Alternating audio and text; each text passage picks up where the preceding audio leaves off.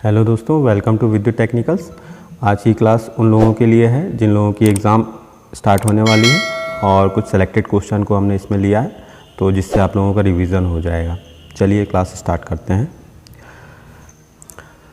दोस्तों, पहला क्वेश्चन हमारा डीसी जनरेटर चैप्टर से है। जनरेटर का वह प्रकार जो बिना अवशिष्ट चुंबकत्व के ईएमएफ उत्पन्न कर सकता है। मतलब ये कि ऐसा जनरेटर कौन सा है जो बिना रेजिडुअल मैग्नेटिज्म के भी ईएमएफ इंड्यूस कर सकता है। तो यहाँ पर ऑप्शन है सीरीज, शंट, कंपाउंड और पृथक उत्तेजित। तो इसका आंसर जो होगा वो होगा पृथक उत्तेजित। सेकंड क्वेश्चन देख लेते हैं। जनरेटर में आर्मेचर कॉपर लॉस कुल हानियों का कितना प्रतिशत होता है। तो यहाँ पर ऑप्शन है 5 से 10, 20 से 30%, 20 से 35% और 30 से 40%। तो आर्मेचर जो जनरेटर में सबसे ज़्यादा जो लॉस होता है वो आर्मेचर का ही कॉपर लॉस होता है दोस्तों। तो यहाँ पर जो ऑप्शन है डी, ये 30 से 40%। उसके बाद में जो दूसरा लॉस होता है वो होता है शंट फील्ड कॉपर लॉस, और वो होता है 20 से 35%। इसके बाद में आती है मैकेनिकल लॉसेस जो होते हैं 20 से 30%, और सबसे कम जो लॉसेस होते हैं आयरन लॉसेस 5 से 10%। तीसरा क्वेश्चन है दोस्तों हमारा, एडी करंट हानि कहाँ उत्पन्न होती है। तो ये बहुत सिंपल है। जो ईडी करंट लॉस जो होता है वो हमारी कोर में होता है। जो वाइंडिंग में लॉसेस होते हैं वो हमारे कॉपर लॉसेस होते हैं, और वायु अंतराल में और घर्षण के कारण जो लॉसेस होते हैं वो हमारे मैकेनिकल लॉसेस कहलाते हैं। तो इसका आंसर जो होगा बी होगा, कोर में। तो नेक्स्ट क्वेश्चन है, जनरेटर में प्रेरित ईएमएफ किस प्रकार का होता है। यानी हम जानते हैं कि फैराडे का इलेक्ट्रोमैग्नेटिक इंडक्शन के सिद्धांत के अनुसार जो ईएमएफ इंड्यूस होता है वो दो प्रकार का होता है। एक होता है हमारा स्थितिज टाइप का और एक होता है गतिज टाइप का। लेकिन अगर हम बात करें कि यदि हमारा मैग्नेटिक फील्ड और कंडक्टर दोनों स्थिर हैं और जो हमारा फ्लक्स है वो परिवर्ती प्रकार का है, और उस कंडीशन में जो ईएमएफ इंड्यूस होता है वो हमारा स्थितिज ईएमएफ कहलाता है। यानी यदि हमारा मैग्नेटिक फील्ड रोटेटिंग है और हमारा कंडक्टर स्थिर है, या दोनों में से एक कोई भी रोटेटिंग प्रकार का है, और उस स्थिति में जो ईएमएफ इंड्यूस होता है वो हमारा गतिज ईएमएफ कहलाता है। तो इसका जो आंसर होगा वो बी होगा। जो हमारा जनरेटर होता है उसमें गतिज ईएमएफ इंड्यूस होता है। नेक्स्ट क्वेश्चन की बात करें, डीसी मशीनों में शंट फील्ड तथा आर्मेचर के प्रतिरोध क्रमशः होते हैं। तो डीसी मशीन में दो प्रकार की फील्ड होती है दोस्तों। एक होती है हमारी सीरीज फील्ड और एक होती है शंट फील्ड। तो शंट फील्ड की बात करें तो शंट फील्ड में जो कंडक्टर यूज़ करते हैं वो पतले होते हैं और उनकी लंबाई अधिक होती है। इसके कारण शंट फील्ड का जिसके कारण शंट फील्ड का जो रेजिस्टेंस है वो अधिक होता है। और सीरीज़ फील्ड की बात करें तो सीरीज़ फील्ड में मोटे तार और कम टर्न का यूज़ करते हैं, और वो आर्मेचर के सीरीज़ में जुड़ी होती है, जबकि शंट फील्ड जो है आर्मेचर के पैरेलल में जुड़ी होती है। इसलिए शंट फील्ड का रेजिस्टेंस हाई होता है। और आर्मेचर की बात करें तो आर्मेचर का प्रतिरोध बहुत कम होता है, लगभग 1 ओम या उससे भी कम। तो यहाँ पर जो आंसर होगा वो होगा हाई और लो, यानी D. Next question, DC generator में प्रेरित ईएमएफ की ध्रुवता को कैसे विपरीत किया जा सकता है। यानी जो ईएमएफ इंड्यूस हो रहा है उसकी पोलैरिटी हम कैसे चेंज कर सकते हैं। तो दोस्तों, जो डीसी जनरेटर होता है उसमें यदि हमें ईएमएफ की डायरेक्शन का पता करना हो तो हम यूज़ करते हैं फ्लेमिंग के राइट हैंड रूल का। और फ्लेमिंग के राइट हैंड रूल के अनुसार जो अंगूठा होता है वो हमें बताता है कंडक्टर का डायरेक्शन, यानी चालक के घूर्णन की दिशा। जो हमारा फर्स्ट फिंगर होता है वो हमें बताता है चुंबकीय फ्लक्स की दिशा, और जो हमारी मिडिल फिंगर होती है वो बताती है हमें ईएमएफ की डायरेक्शन। तो यदि अगर हमें ईएमएफ का पोलैरिटी चेंज करना है तो उसके लिए या तो हमें चालक के घूमने की दिशा को परिवर्तित करना होगा, या हमें फ्लक्स की दिशा को परिवर्तित करना होगा। तो यहाँ पर यदि हम ऑप्शन देखें तो हमारे पास ऑप्शन है फील्ड करंट बढ़ाकर, फील्ड धारा की दिशा बदलकर, घूर्णन गति परिवर्तित करके, और बी व सी दोनों। तो यहाँ पर फील्ड धारा की दिशा बदलकर हम जो है पोलैरिटी उसकी चेंज कर सकते हैं। यदि हम घूर्णन गति परिवर्तित करते हैं तो हमारा जो ईएमएफ है, ईएमएफ की वैल्यू कम या ज़्यादा हो सकती है। लेकिन यदि हम फील्ड धारा की दिशा बदल दें तो उसकी ईएमएफ की पोलैरिटी जो है चेंज हो सकती है।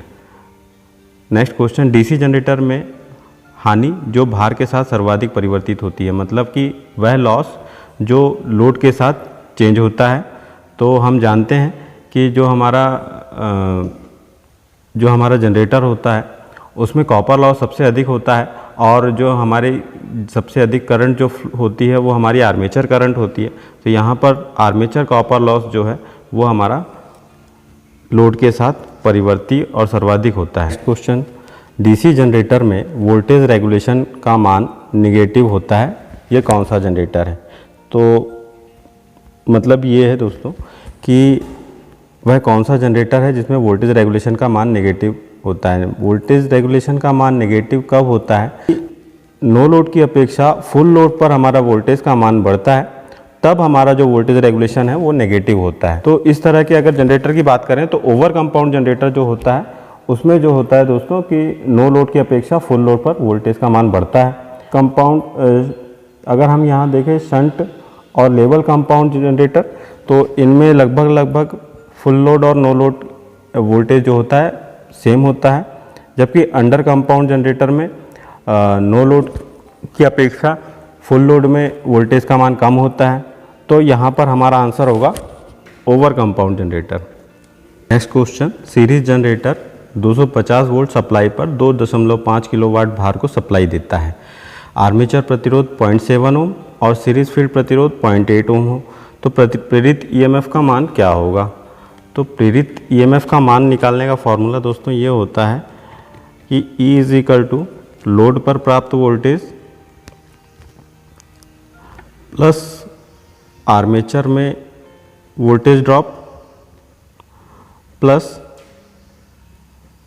सीरीज फील्ड में वोल्टेज ड्रॉप। यानी हमें यहाँ पर आर्मेचर करंट और सीरीज फील्ड का करंट चाहिए। तो यहाँ पर हम जानते हैं जो हमारा सीरीज फील्ड होता है उसमें लोड करंट, आर्मेचर करंट और सीरीज फील्ड करंट का मान बराबर होता है। तो जो हमारा लोड करंट का फार्मूला होता है वो होता है IL is equal to P/V। तो यहाँ पर P की वैल्यू दी है हमें 2.5 किलोवाट यानी 2500 वाट, और वोल्टेज दिया हुआ है 250 वोल्ट। तो हमारी जो IL की वैल्यू होगी वो 10 एम्पियर होगी। लोड करंट के इक्वली हमारा आर्मेचर करंट और सीरीज फील्ड करंट होता है। तो यहाँ पर हमें आर्मेचर रेजिस्टेंस दिया हुआ है, तो हम यहाँ से आर्मेचर पर वोल्टेज ड्रॉप हमारी आ जाएगी 7 वोल्ट, और इसी प्रकार सीरीज फील्ड पर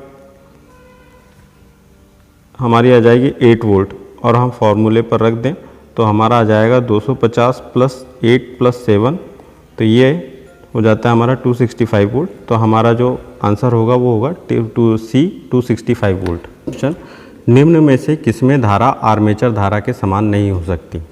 मतलब ये कि इनमें से कौन सा है जिसमें आर्मेचर धारा के बराबर जो है धारा नहीं हो सकती? तो अगर हम इंटरपोल की बात करें तो इंटरपोल जो होता है आर्मेचर के सीरीज़ में जुड़ा होता है। सीरीज़ फील्ड जो होती है वो आर्मेचर के सीरीज़ में जुड़ी होती है। कंपनसेटिंग वाइंडिंग की बात करें तो वो भी आर्मेचर के सीरीज़ में जुड़ी होती है। जबकि शंट फील्ड की बात करें तो शंट फील्ड जो होता है आर्मेचर के पैरेलल में जुड़ता है। तो इन तीनों में तो आर्मेचर करंट के बराबर ही करंट होगी, जबकि शंट फील्ड में इसमें अंतर होगा। तो यहाँ पर जो हमारा आंसर होगा वो होगा shunt field. Question, arc welding में प्रयुक्त जनरेटर का प्रकार। तो जो आर्क वेल्डिंग में हमारे जनरेटर यूज़ करते हैं वो होता है हमारा डिफरेंशियल कंपाउंड जनरेटर, क्योंकि इसमें जैसे ही हमारा वेल्डिंग स्टार्ट होती है वैसे ही हमारे वोल्टेज का वैल्यू हाफ हो जाता है, इसलिए हम डिफरेंशियल कंपाउंड जनरेटर का यूज़ करते हैं। जबकि जो कम्युलेटिव कंपाउंड जनरेटर होता है वो 3 टाइप के होते हैं, ओवर कंपाउंड, लेवल कंपाउंड और अंडर कंपाउंड जनरेटर।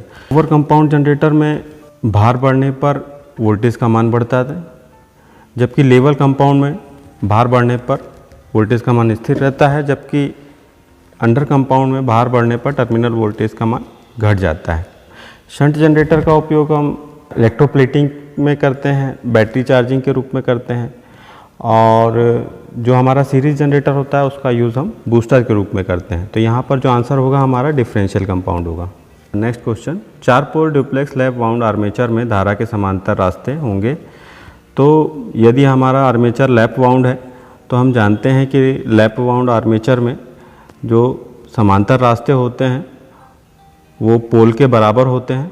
लेकिन यदि सिंप्लेक्स नहीं है, ड्यूप्लेक्स है, तो यहाँ पर मल्टीप्लाई प्लेक्स हो जाता है। यहाँ पे ड्यूप्लेक्स की बात करें तो 2 हो जाएगा, पोल की संख्या हमारी 4 है, प्लेक्स हमारा ड्यूप्लेक्स है, तो ये हो जाएगा हमारा 8। इसी प्रकार यदि हमारा वेव बाउंड होता वहाँ पर हमारे पैरेलल रास्ते 2 होते, और अगर सिंप्लेक्स नहीं होता, ड्यूप्लेक्स होता, तो 2 से मल्टीप्लाई हो जाता और वहाँ पर रास्ते हो जाते हमारे 4। तो यहाँ पर आंसर होगा हमारा C8। क्वेश्चन दोस्तों, शॉर्ट शंट कंपाउंड जनरेटर में terminal voltage 220 volt. Question, short shunt compound generator में टर्मिनल वोल्टेज हमारा 220 वोल्ट है। लोड करंट जो है 10 एम्पियर है। सीरीज फील्ड का रेजिस्टेंस 0.5 ओम, शंट फील्ड रेजिस्टेंस 100 ओम है। तो शंट फील्ड की वोल्टेज का मान ज्ञात करो। तो हम जानते हैं कि जो शॉर्ट शंट होती है हमारी आर्मेचर के जस्ट ऐसे पैरेलल में जुड़ी होती है, और हमें यदि टर्मिनल पर 220 वोल्ट मिल रही है तो हमें यहाँ पर मिलने वाली वोल्टेज अगर निकालनी है तो हमें सीधी सी बात है, जो हमारा सीरीज़ फील्ड का वोल्टेज ड्रॉप है वो ज्ञात करना पड़ेगा। सीरीज़ फील्ड को टर्मिनल वोल्टेज से ऐड कर देंगे तो उतनी वोल्टेज हमें यहाँ पर प्राप्त होगी। तो हमें अगर सीरीज़ फील्ड का वोल्टेज ड्रॉप निकालना है तो हमारे को यहाँ पर लोड करंट दिया हुआ है जो सीरीज़ करंट के सीरीज़ फील्ड करंट के बराबर होगा। तो यहाँ पर अगर हम वोल्टेज ड्रॉप निकालें तो 10 × 0.5 ये हो जाएगा हमारा 5 वोल्ट, और टर्मिनल पर हमें 220 वोल्ट मिल रही है तो 220 + 5 वोल्ट, तो इस तरह से हमें 225 वोल्ट इस शंट फील्ड को मिलेगी। तो यहाँ पर हमारा आंसर जो होगा वो होगा C, 225 वोल्ट। जनरेटर में शंट फील्ड वाइंडिंग ब्लैंक तार ब्लैंक टर्न की होती है तथा आर्मेचर के ब्लैंक में संयोजित होती है। यहाँ पर पूछा जा रहा है कि जो शंट फील्ड वाइंडिंग होती है उसमें तार कैसे होते हैं, टर्न कैसी होती है और आर्मेचर के साथ कैसे कनेक्ट होते हैं। तो हम जानते हैं जो शंट फील्ड वाइंडिंग जो होती है वो होती है पतले तारों की, अधिक टर्न की, और आर्मेचर के साथ में पैरेलल में कनेक्ट होती है। तो यहाँ पर आंसर होगा हमारा पतले, अधिक और समांतर, यानी D। यहाँ पर यदि सीरीज़ फील्ड की बात की जाती है तो सीरीज़ फील्ड में जो होते हैं हमारे मोटे तार होते हैं, कम टर्न होते हैं और सीरीज़ में कनेक्ट होते हैं आर्मेचर के। तो यहाँ पर यदि सीरीज़ फील्ड के बारे में पूछा जाता तो आंसर हमारा B होता है। क्वेश्चन, शंट जनरेटर में भार धारा 8 ampere, load voltage 240 volt, shunt प्रतिरोध 120 ओम है। आर्मेचर धारा और आर्मेचर वोल्टेज ड्रॉप का मान बताइए यदि आर्मेचर प्रतिरोध 0.4 ओम हो।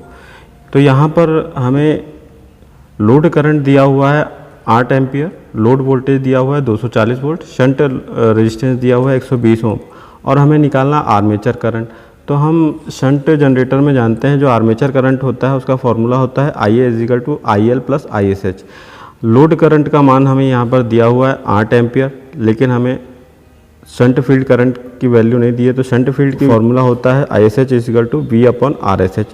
V है हमारा 240 वोल्ट और RSH है हमारा शंट फील्ड का रेजिस्टेंस 120 ओम। तो यहाँ पर हमें निकालेंगे तो हमारा करंट आएगा 2 एम्पियर, और इसको हम अगर जोड़ दें लोड करंट के साथ तो हमारा 10 एम्पियर हमें आर्मेचर करंट प्राप्त हो जाता है। फिर हमें यदि वोल्टेज ड्रॉप निकालना है आर्मेचर का तो हमें आर्मेचर की करंट पता हो गई है और आर्मेचर का रेजिस्टेंस दिया हुआ है 0.4 ओम। तो हमें वोल्टेज ड्रॉप निकल जाएगी 10 × 0.4, तो ये आ जाएगा हमारा 4 वोल्ट। तो अगर हम आंसर देखें तो यहाँ पर आंसर होगा हमारा C, 10 एम्पियर 4 वोल्ट। फ्लेमिंग के दाएं हाथ का नियम किनके बीच संबंध दर्शाता है। तो ये हमने अभी देख चुके हैं दोस्तों कि जो हमारा फ्लेमिंग का दाएं हाथ का नियम है, यदि हम हमारे दाएं हाथ को इस प्रकार खोलें कि जो हमारा अंगूठा, फर्स्ट फिंगर और मिडिल फिंगर एक दूसरे को 90 डिग्री पर रहें, तो जो हमारा अंगूठा होता है वो हमारे चालक की दिशा, जो हमारी फर्स्ट फिंगर होती है वो फ्लक्स की दिशा, और जो हमारी मिडिल फिंगर होती है वो हमारे EMF की डायरेक्शन बताता है। पर अगर हम देखें तो हमारे पास ये तीनों चीज़ें C ऑप्शन में मिलता है, घुमाव बल, प्रेरित EMF और फ्लक्स। तो हमारा आंसर होगा C। Next question, DC machine में ब्रश क्या काम करता है। तो दोस्तों सबसे पहले हम बात करें DC जनरेटर में जो हमारा आर्मेचर होता है, आर्मेचर में जो कंडक्टर्स होते हैं, कंडक्टर्स में EMF इंड्यूस होता है, और इंड्यूस EMF होता है वो इसी प्रकार का होता है जो कम्यूटेटर तक जाता है, और कम्यूटेटर उसको DC में कन्वर्ट करता है, और DC के और कम्यूटेटर के साथ में कनेक्ट ब्रश होते हैं जो उसको टर्मिनल बॉक्स तक ले जाते हैं, यानी जो ब्रश होते हैं वो धारा प्रवाह हेतु पथ प्रदान करते हैं। तो यहाँ पर आंसर होगा हमारा D। Next question, short shunt compound generator में सीरीज फील्ड किससे उत्तेजित किया जाता है। मतलब ये कि जो शॉर्ट शंट कंपाउंड जनरेटर है उसमें सीरीज़ फील्ड में एक्साइटेशन कैसे आता है, किस धारा से आता है। तो हम जानते हैं कि जो सीरीज़ फील्ड होती है वो लोड के डायरेक्ट सीरीज़ में होती है, इसलिए जो लोड करंट होता है और सीरीज़ करंट होता है वो बराबर होता है, यानी यहाँ पर जो आंसर होगा वो लोड करंट होगा लोड धारा से, option D. Next question, DC generator में घर्षण व वायु हानियाँ होती है। तो घर्षण या वायु हानियाँ यांत्रिक हानियों की श्रेणी में आते हैं। तो ये हानियाँ तब होती हैं जब मोटर गति करती है, तो यानी गति के वर्ग के समानुपाती होंगी ये, तो हमारा ऑप्शन रहेगा यहाँ पर A. Next question, DC shunt generator में load current 10 ampere, shunt field प्रतिरोध 55 ओम तथा सप्लाई वोल्टेज 220 वोल्ट है। आर्मेचर करंट निकालना है यहाँ पर। तो आर्मेचर करंट का फॉर्मूला हमारा डीसी शंट जनरेटर में होता है दोस्तों, IA equal to load current plus shunt field current. यहाँ पर लोड करंट तो हमें दिया हुआ है 10 एम्पियर, लेकिन शंट फील्ड करंट नहीं दिया हुआ है। तो शंट फील्ड करंट का फॉर्मूला होता है दोस्तों ISH is equal to V/RSH। V है हमारा 220 वोल्ट और RSH दिया हुआ है हमें 55। ये अगर हम निकालें तो ये हो जाएगा हमारा 4 एम्पियर, और इसको हम यदि ऐड कर दें लोड करंट के साथ तो हमारा आंसर मिलेगा हमें 14 एम्पियर। तो हमारा आंसर होगा सी। नेक्स्ट टॉपिक है हमारा डीसी मोटर।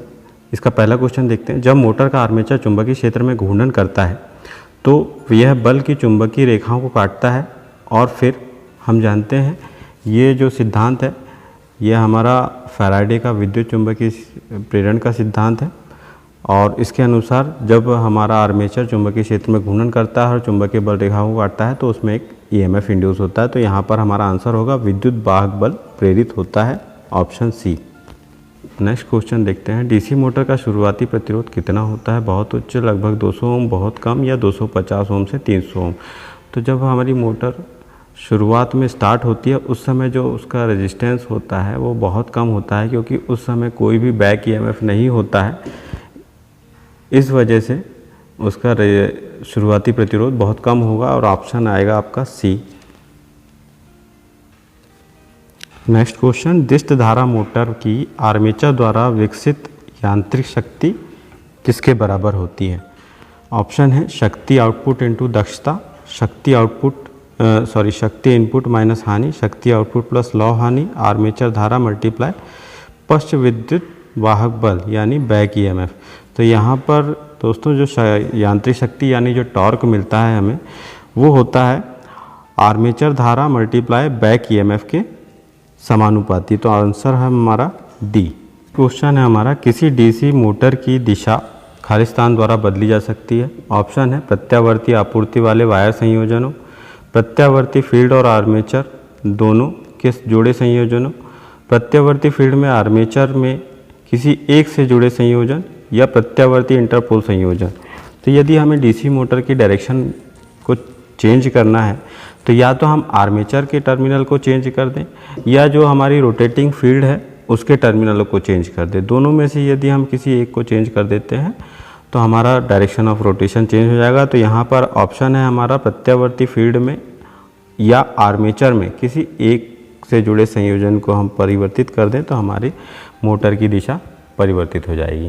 क्वेश्चन है हमारा, यदि डीसी मोटर का पार्श्व विद्युत वाहक बल अचानक समाप्त हो जाए तो क्या होगा? यहाँ पर पार्श्व विद्युत वाहक बल का मतलब है बैक EMF। यदि किसी डीसी मोटर का बैक EMF अचानक ज़ीरो हो जाए तो क्या होगा? तो दोस्तों हम जानते हैं कि जो बैक EMF होता है यदि वो ज़ीरो हो जाए तो हमारे करंट की वैल्यू बहुत हाई हो जाएगी, अधिकतम हो जाएगी, और करंट की वैल्यू अधिकतम हो जाएगी तो जो हमारा आर्मेचर है वो आर्मेचर हमारा जल सकता है। तो इसका आंसर है आर्मेचर जल सकता है, ऑप्शन सी। नेक्स्ट क्वेश्चन देखें हम, डीसी सीरीज़ मोटर में V यानी सप्लाई वोल्टेज, EB यानी बैक EMF और IA यानी आर्मेचर करंट के मध्य का संबंध क्या है? तो यहाँ पर हम देख लें तो ये हमारा एक सीरीज़ फील्ड है, ये आर्मेचर के कनेक्ट है और इसको हमने वोल्टेज V से कनेक्ट कर दिया। यहाँ पर हमें मिल रहा है बैक EMF और इसका जो करंट है वो है IA। इसी प्रकार जो हमारी सीरीज़ फील्ड है तो यहाँ पर जो हमारा करंट होगा वो होगा ISC और सीरीज़ फील्ड का रेजिस्टेंस होगा RSC। यहाँ पर आर्मेचर की जो रेजिस्टेंस होगा वो RA होगा। तो यदि हम वोल्टेज कैलकुलेट करते हैं तो वोल्टेज होता है हमारा V = back EMF plus armature की voltage drop IaRa plus resistance series field की वोल्टेज ड्रॉप ISC RSC। तो इस तरह का रिलेशन हमें देखने को मिल रहा है ई वाले ऑप्शन में, यानी हम इसको अगर पक्षांतर कर दें तो EB = हम लिख सकते हैं V - IaRa minus ISC RSC। तो ये हमारा ऑप्शन ई यहाँ पर सही है। नेक्स्ट क्वेश्चन, दिष्ट धारा श्रेणी मोटर कब अतिचालित होती है, यानी इसकी स्पीड कब बढ़ जाती है। ऑप्शन है क्षेत्र के खुले होने पर, भार हटने पर, भार में वृद्धि होने पर, आर्मेचर धारा के खुले होने पर। तो DC सीरीज़ मोटर में जब लोड करंट कम होगा तब उसकी स्पीड जो है बढ़ जाती है। तो यहाँ पर आंसर आएगा हमारा भार हटने पर, यानी ऑप्शन बी। बैक EMF की दिशा ज्ञात करने के लिए कौन सा नियम प्रयोग करते हैं। ऑप्शन है आपके फ्लेमिंग के बाएं हाथ का नियम, फ्लेमिंग के दाएं हाथ का नियम, कॉर्क स्क्रू का नियम, सीरे का नियम। तो हम लोग इंड्यूस्ड EMF के डायरेक्शन की दिशा के बारे में इसके पहले भी हम क्वेश्चन देख चुके हैं। तो हम यहाँ पर ऑप्शन लगाएंगे बी, फ्लेमिंग के दाएं हाथ का नियम। हमारा किसी इलेक्ट्रिक मोटर के पोल फेज और आर्मेचर के बीच का वायु अंतराल कम क्यों रखा जाता है। इसका मतलब ये हुआ दोस्तों कि जो हमारा मोटर होती है उस पर जो पोल होते हैं, कुछ इस तरह से पोल होते हैं और उनके बीच में जो हमारा आर्मेचर होता है, तो इस आर्मेचर और इस पोल के फेस के, इसको फेस कहा जाता है, इसके फेस के बीच में जो डिफरेंस रखा जाता है वो कम क्यों रखा जाता है। तो इसका मेन रीज़न है प्रबल चुंबकीय क्षेत्र पाने के लिए। जो मैग्नेटिक फील्ड है वो हमारा इफ़ेक्टिव बनाने के लिए जो है इसके बीच में एयर गैप को कम रखा जाता है। तो यहाँ पर ऑप्शन हमारा सी होगा। क्वेश्चन है हमारा, किसी DC सीरीज़ मोटर के सामान्य परिचालन के दौरान यदि फील्ड वाइंडिंग अचानक खुले परिपथ की हो जाती है तो मोटर में क्या होगा। ऑप्शन है हमारे गति में कोई परिवर्तन नहीं होगा, नहीं चलेगी। ऑप्शन सी उच्च गति से चलेगी या ऑप्शन डी कम गति से चलेगी। तो क्वेश्चन हमारा ये पूछ रहा है कि यदि सीरीज़ मोटर हमारी नॉर्मल चल रही है और उस समय अचानक से हमारी फील्ड वाइंडिंग खुल जाए तब क्या होगा। तो यदि हमारी फील्ड वाइंडिंग ओपन खुल जाती है तो जो हमारा सर्किट होता है वो ओपन हो जाता है और हमारी उस कंडीशन में हमारी मोटर बंद हो जाएगी, यानी नहीं चलेगी। ऑप्शन बी इसका करेक्ट। नेक्स्ट क्वेश्चन देखें, हम लोड परिवर्तन का प्रभाव किस क्षति पर नहीं पड़ेगा। ऑप्शन है ताम्र क्षति, भंवरधारा क्षति, हिस्टेरेसिस क्षति और डी, बी और सी दोनों। तो यहाँ पर जो हमारी भंवरधारा क्षति और हिस्टेरेसिस क्षति है ये दोनों हमारी फिक्स क्षति होती हैं, यानी फिक्स लॉस होते हैं, इसलिए लोड परिवर्तन पर इन पर कोई इफेक्ट नहीं पड़ेगा। तो हमारा ऑप्शन होगा डी, बी और सी दोनों। नेक्स्ट क्वेश्चन देखें, DC मोटर के लैप वाइंडिंग में समांतर पथों की संख्या होती है। ऑप्शन है ए पोलों की संख्या के बराबर, बी 2, सी 4 और डी 8। तो हम जानते हैं जो हमारी वाइंडिंग होती है दो प्रकार की होती है, एक होती है हमारी वेव वाइंडिंग और एक होती है हमारी लैप वाइंडिंग। वेव वाइंडिंग की बात करें तो वेव वाइंडिंग में समांतर पथों की संख्या 2 होती है, जबकि लैप वाइंडिंग में समांतर पथों की संख्या पोलों की संख्या पर निर्भर करती है, यानी पोलों की संख्या के बराबर होती है। तो यहाँ पर ऑप्शन हमारा ए होगा, पोलों की संख्या के बराबर। नेक्स्ट क्वेश्चन की बात करें तो DC मोटर का दिक् परिवर्तक यानी कम्यूटेटर बना होता है, किसका बना होता है। तो हम जानते हैं जो कम्यूटेटर होता है वो कॉपर सेगमेंट्स का बना होता है। तो यहाँ पर ऑप्शन ए होगा हमारा, तांबे का। नेक्स्ट क्वेश्चन है हमारा, DC मोटर का यह घूमने वाला भाग है। A body, B field pole, C armature और डी उपरोक्त सभी। तो बहुत इजी क्वेश्चन है। हम जानते हैं जो DC मोटर का घूमने वाला भाग होता है वो आर्मेचर कहलाता है। ऑप्शन सी इसका सही आंसर है। नेक्स्ट क्वेश्चन है, घूर्णन की दिशा DC मोटर में किस नियम के द्वारा ज्ञात की जाती है। तो ये भी बहुत इजी क्वेश्चन है। ऑप्शन है आपके फ्लेमिंग का दायां हस्त नियम, ओम का नियम, सी फ्लेमिंग का बायां हस्त नियम या कॉर्क स्क्रू नियम। तो हम जानते हैं फ्लेमिंग के दाएं हस्त नियम से हम मोटर के घूर्णन की दिशा को ज्ञात कर सकते हैं। ऑप्शन ए इसका सही आंसर है। नेक्स्ट क्वेश्चन की बात करें हम, 240 वोल्ट पर कार्य करने वाली डीसी मोटर में विरोधी विद्युत वाहक बल का मान 220 वोल्ट हो तो 0.5 ओम प्रतिरोध वाले आर्मेचर में कितना करंट प्रवाहित होगा। यहाँ पर हमें EB की वैल्यू दी है 220 वोल्ट, V की वैल्यू दी है 240 वोल्ट, हमारा रेजिस्टेंस दिया हुआ है आर्मेचर का 0.5 ओम, हमें निकालना है आर्मेचर करंट IA। तो हमारा फॉर्मूला बनता है EB = V - IARA। तो हम IA निकालना हो तो IA = हो जाएगा हमारा V - EB/RA। यहाँ पर वैल्यू रख देंगे हम 240 - 220/0.5, तो हमारा आंसर आ जाएगा 40 एम्पियर। तो हमारा ऑप्शन ए 40 एम्पियर यहाँ पर सही है। हमारा नेक्स्ट क्वेश्चन है, आर्मेचर तथा फील्ड वाइंडिंग्स के प्रतिरोध से कौन सी क्षति होती है। ऑप्शन है ए ताम्र क्षति, बी लौह क्षति, सी यांत्रिक क्षति और डी इनमें से कोई नहीं। तो हम जानते हैं जो हमारी आर्मेचर और फील्ड वाइंडिंग्स होती है यहाँ पर हमारी कॉपर लॉसेस होते हैं। तो यहाँ पर ऑप्शन ए हमारा सही होगा, ताम्र क्षति। नेक्स्ट क्वेश्चन है हमारा, डीसी मोटर की बनावट कैसी होती है। ऑप्शन ए डीसी जनरेटर के समान होती है, बी डीसी जनरेटर से कोई तुलना नहीं होती है, ऑप्शन सी डीसी जनरेटर के समान होती है, केवल फ्रेम की बनावट भिन्न होती है, ऑप्शन डी संरचना और फ्रेम संरचना समान होती है। तो हम जानते हैं कि जो डीसी मोटर की बनावट होती है वो डीसी जनरेटर के समान होती है, तो अंतर सिर्फ उसमें फ्रेम का होता है, फ्रेम की बनावट के, तो इसलिए ऑप्शन हमारा सी यहाँ पर सही होगा। नेक्स्ट क्वेश्चन है दोस्तों हमारा, आरोपित विद्युत वाहक बल तथा डीसी मोटर में प्रेरित विद्युत वाहक बल की आपस में क्या प्रतिक्रिया होती है। तो यहाँ पर ऑप्शन है सहायक होता है, बी विरोध करने वाला होता है, सी कोई प्रतिक्रिया नहीं करता और डी आर्मेचर करंट में वृद्धि करने वाला होता है। तो आरोपित विद्युत वाहक बल जो होता है दोस्तों, जो वो डीसी मोटर में प्रेरित विद्युत वाहक बल यानी बैक EMF का अपोज करता है, यानी बी ऑप्शन हमारा सही होगा, विरोध करने वाला होता है। नेक्स्ट क्वेश्चन की बात करें, क्या कारण है कि स्टार्टिंग के समय मोटर उच्च धारा लेती है। ऑप्शन ए है हमारा बैक EMF सप्लाई वोल्टेज से अधिक होगा, ऑप्शन बी बैक EMF का मान 0 होगा, ऑप्शन सी बैक EMF का मान सप्लाई वोल्टेज से कम होगा और डी बैक EMF का मान वोल्टेज के बराबर होगा। तो हम जानते हैं जब मोटर स्टार्ट होती है उस समय जो हमारा बैक EMF का मान होता है वो 0 होता है यानी 0 होता है, इस कारण जो है मोटर हमारी स्टार्टिंग के समय अधिक करंट लेती है। तो यहाँ पर ऑप्शन बी हमारा सही होगा।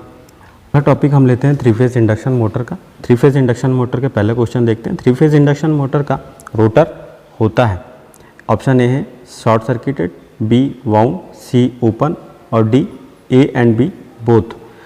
तो हम बात करें 3 फेज इंडक्शन मोटर की। 3 फेज इंडक्शन मोटर 2 प्रकार की होती है, एक होती है हमारी स्क्विरल केज इंडक्शन मोटर और एक होती है हमारी स्लिप रिंग मोटर। तो जो स्क्विरल केज इंडक्शन मोटर होती है उसमें शॉर्ट सर्किटेड रोटर यूज़ करते हैं, जबकि जो स्लिप रिंग मोटर होती है वो हमारी वाउंड रोटर मोटर कहलाती है। तो यहाँ पर हमारा ऑप्शन जो होगा डी, ए और बी दोनों। ऑप्शन है हमारा सिंक्रोनस गति क्या होती है। ऑप्शन ए है रोटेटिंग मैग्नेटिक फील्ड की स्पीड, बी रोटर स्पीड, सी एक्चुअल स्पीड और डी ऑल ऑफ दीज। तो जो हम जानते हैं सिंक्रोनस स्पीड यानी रोटेटिंग मैग्नेटिक फील्ड की स्पीड होती है, जो घूर्णीय चुंबकीय क्षेत्र की गति होती है वो हमारी सिंक्रोनस गति कहलाती है दोस्तों। ऑप्शन ए हमारा सही है। नेक्स्ट क्वेश्चन है, सामान्यतः प्रेरण मोटर में स्लिप का मान क्या होता है दोस्तों। तो नॉर्मली जो हमारा स्लिप का मान होता है 2% से 5% होता है, इसका ऑप्शन बी होगा। ऑप्शन है इंडक्शन मोटर की अधिकतम गति कितनी हो सकती है। तो ऑप्शन है हमारे पास ए कितनी भी हो सकती है, बी 1500 RPM, सी 3000 RPM और डी 1000 RPM।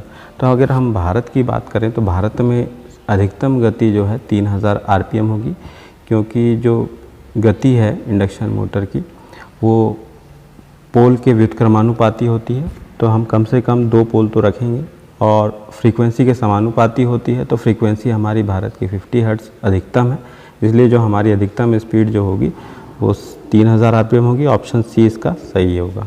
नेक्स्ट क्वेश्चन है हमारा, इंडक्शन मोटर के स्टेटर में स्थापित 3 फेज वाइंडिंग में फेज अंतर कितना होगा।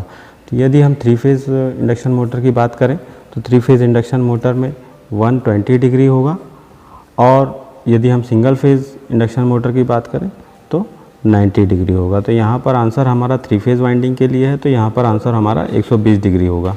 नेक्स्ट क्वेश्चन है हमारा, इंडक्शन मोटर का कार्य सिद्धांत क्या है।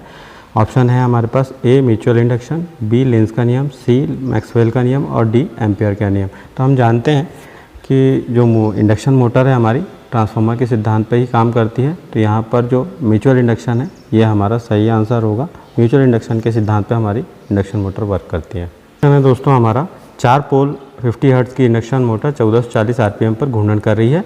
परसेंटेज स्लिप का मान क्या होगा। हम जानते हैं परसेंटेज स्लिप यानी स्लिप क्या होता है दोस्तों, जो हमारा रोटेटिंग मैग्नेटिक फील्ड की स्पीड है और जो हमारे रोटर की स्पीड है, दोनों का जो डिफरेंस होता है वो हमारा स्लिप कहलाता है। तो हमारे परसेंटेज स्लिप का फॉर्मूला जो होता है दोस्तों वो होता है NS minus NR upon NS multiply 100। तो NS यानी हमारी सिंक्रोनस स्पीड हमें निकालनी पड़ेगी। तो सिंक्रोनस स्पीड का फॉर्मूला होता है 120 F अपॉन P। यहाँ पर F है हमारी 50, P का वैल्यू है 4। तो हम इसको यदि निकालें तो होता है हमारा 1500 आरपीएम। ये हम स्लिप परसेंट के फॉर्मूले पर रख दें तो ये हमारा आंसर आ जाएगा 1500 माइनस 1440 अपॉन 1500 इंटू 100। ये अगर हम कैलकुलेट करें तो हमारा आंसर आएगा 4%। हमारा सही आंसर होगा बी 4%। तो हमारा 6 पोल 50 हर्ट्ज़ की इंडक्शन मोटर में 3% स्लिप है, रोटर की गति क्या होगी। तो रोटर की गति निकालने के लिए सिंपल सा हमारा फॉर्मूला होगा सिंक्रोनस स्पीड का NS is equal to 120 F upon P। यहाँ पर 120 इंटू F हमारा 50, पोल की संख्या हमारी 6। तो हमारा सिंक्रोनस स्पीड जो है 1000 आरपीएम आ गया। इसका 3% निकालें तो हमारा आता है 30, माइनस कर दें 1000 से तो हमारा बचता है 970। तो ये जो हमारी होगी ये रोटर स्पीड होगी। तो यहाँ पर सी ऑप्शन हमारा 970 आरपीएम ये सही है।